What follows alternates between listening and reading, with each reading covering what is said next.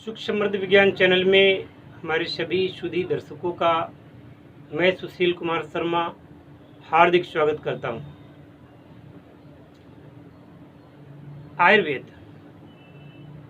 आयुर्वेद एक ऐसा विज्ञान कि जिसके आगे पीछे कोई ठहरता ही नहीं। आयुर्वेद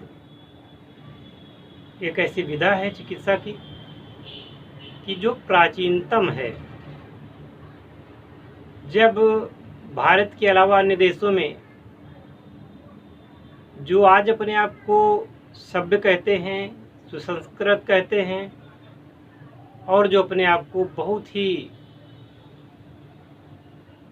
प्रगतिवादी और विकसित मानते हैं,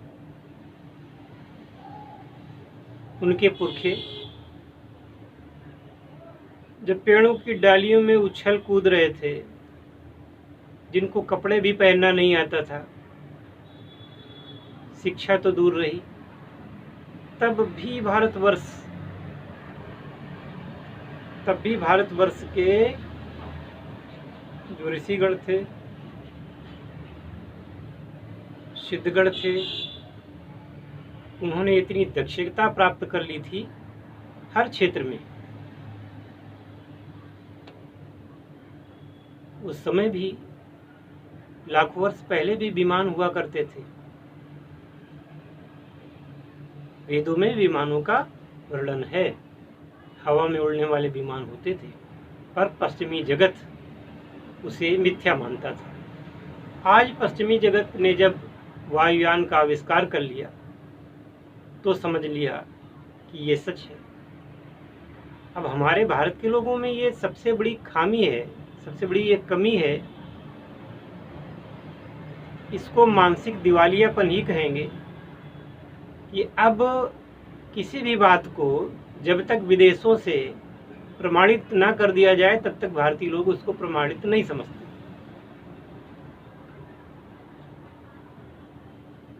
ये 1000 साल की गुलामी के कारण ये विकृति आ चुकी है।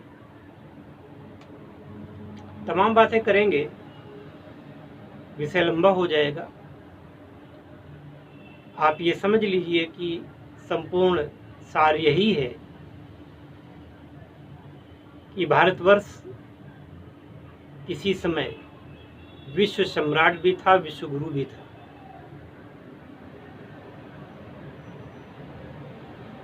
और उस काल में भी लौह की भस्म, चांदी की भस्म, सोने की भस्म, तांबे की भस्म, हीरे की भस्म, हकीक की भस्म, या जितने भी ये जो होते हैं रत्न, इनकी भस्म, जस्ता, रांगा इत्यादि सभी की भस्में उसमें बनती थी। पारद की भी भस्म बनती थी।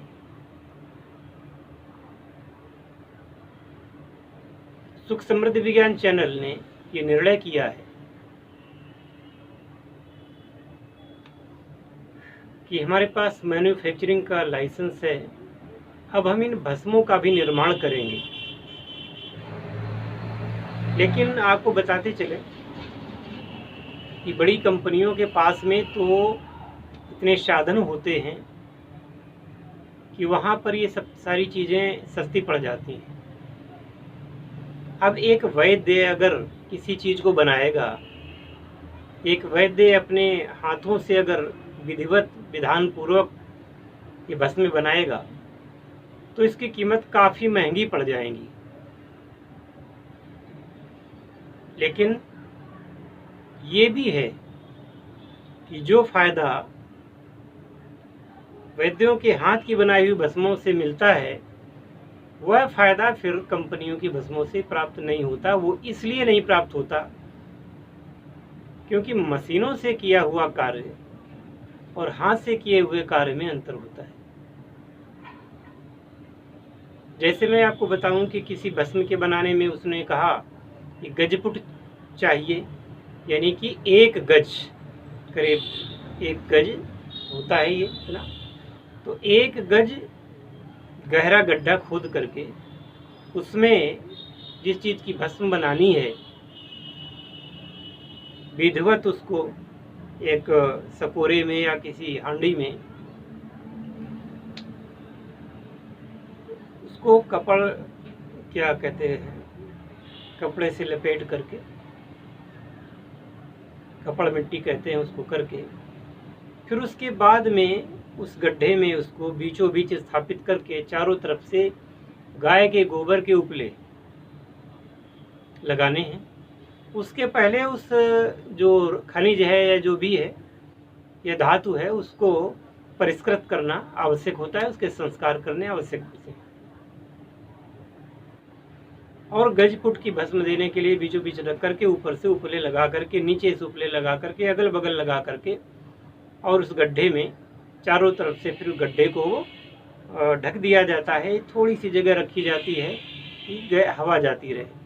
जैसे आपने जो मिट्टी के बर्तन बनाने वाले होते हैं कुम्हार लोग, प्रजापति समाज के लोग, उनके आपने आवा देखा होगा कि कैसे वो मटकी को या किसी सकोरे को या किसी चीज़ को पकाते हैं। बस ऐसा मान लीजिए कि ऐसा ही एक उसका कार्य करना पड़ता है और उसको जला के छोड़ दिया जाता है स्वांग शीतल होने तक। यानी कि वो सारा का सारा जब अपने आप 3-4 दिन में ठंडा हो जाए, हम उसको ज़बरदस्ती ठंडा नहीं करेंगे पानी डाल करके। स्वांग शीतल होने का तात्पर्य यह है कि वह जब 3-4 दिन में अपने आप शीतल हो जाएगा, तब उस चीज़ को जो आपने हांडी को या सकोरे को किया था, कपड़ मिट्टी की थी, उसको खोलते हैं, उसके भीतर से भस्म प्राप्त होती है। और भी कई तरीके से भस्म प्राप्त की जाती है। मैं केवल ये मैंने आपको उदाहरण दिया। और भस्म एक बार में जरूरी नहीं है, किसी किसी चीज़ में 21 बार ये क्रिया करनी पड़ती है, गजपुट देना पड़ता है, किसी में और भी होता है। अब आप ये समझिए, 1 फुट की बात करता हूँ मैं, फिर 10 फुट होता है, फिर 7 फुट होता है, सहस्त्र फुट होता है, लक्ष फुट तक होता है।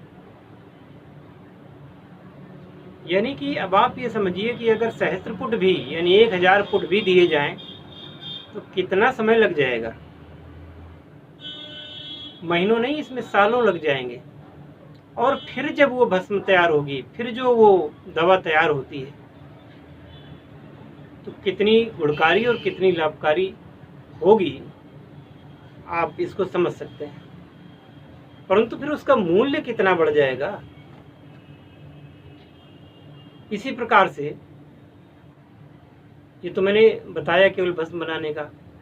कभी कज्जली करनी पड़ती है, कभी किसी खनिज को घोटना पड़ता है, और पता ये चला कि 500 घंटे 1000 घंटे तक किसी चीज को रगड़ना पड़ता है। सारा काम रगड़ाई में है। चाहे मंत्र को आप घोटें तो मंत्र सिद्ध होगा, और चाहे दवा को घोटें तो दवा सिद्ध होगी। और ये लोग जानते नहीं हैं, इसलिए सही चीज़ बना नहीं पाते हैं और लोगों को लाभ नहीं होता है।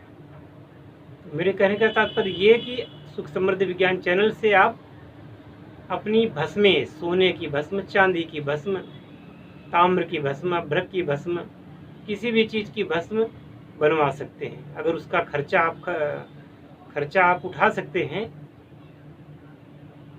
तो भस्में आपकी बना करके आपको प्रदान की जाएंगी। कुछ समय बाद ये भस्में हम ऑलरेडी बना करके रखेंगे, तो मार्केट में उसका विपणन भी करेंगे, पर वो अभी समय है उसके लिए।